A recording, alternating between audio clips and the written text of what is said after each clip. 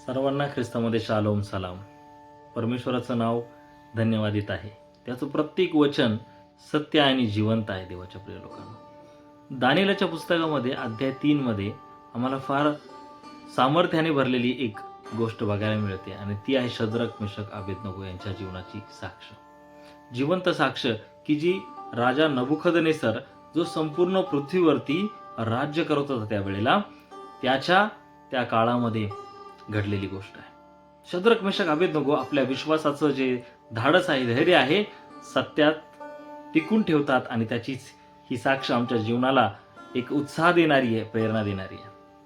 काय घडलं होतं या ठिकाणी?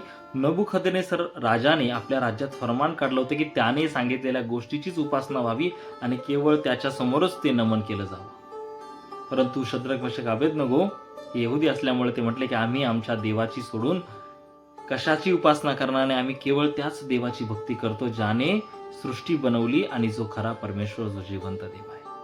आणि त्यांच्या या गोष्टीला ऐकून राजा क्रोधित होतो आणि जी शिक्षा देण्यासाठी अग्नीची भट्टी त्याने तयार केलेली असते तिला 7 पटीने तो वाढवतो आणि त्यामध्ये शद्रक, मेशक, अबेदनगो यांना टाकण्यात येतं. असं लिहिलंय की त्या 3 जणांना अग्नीच्या भट्टीत नेणारे जे लोक शिपाई होते ते त्या अग्नीच्या दाहाने मरून गेले, होरपळून गेले. परंतु हे 3 जण अग्नीच्या भट्टीमध्ये राजाला मोकळे फिरताना दिसत होते. आणि एक महत्वाची गोष्ट तिथे लिहिलेली आहे की त्या 3घांसोबत 4था व्यक्ती जो आहे राजाला त्यांच्यामध्ये फिरताना दिसत होता.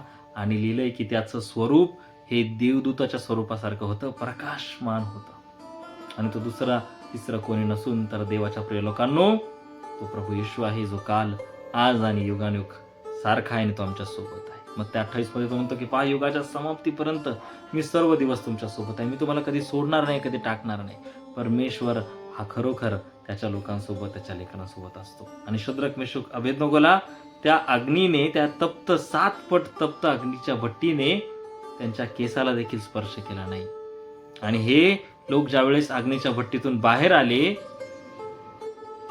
मला तुम्हाला सांगू द्या, शद्रक, मेशक, अबेदनगोची ही साक्ष पाहून राजा अगदी हैराण झाला आणि तो देवाचा धन्यवाद करू लागला, म्हणू लागला की ह्यांचाच देव खरा परमेश्वर आहे, ज्याने सर्व बनवले आणि त्याखेरीज कशाचीही भक्ती कोणी करू नये, आणि कराल तर त्याला मरणदंड शिक्षा देण्यात यावी.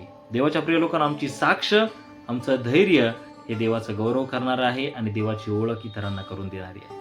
म्हणून परमेश्वराच्या वचनावर टिकून राहा, तो तुमच्या सोबत आहे. God bless you.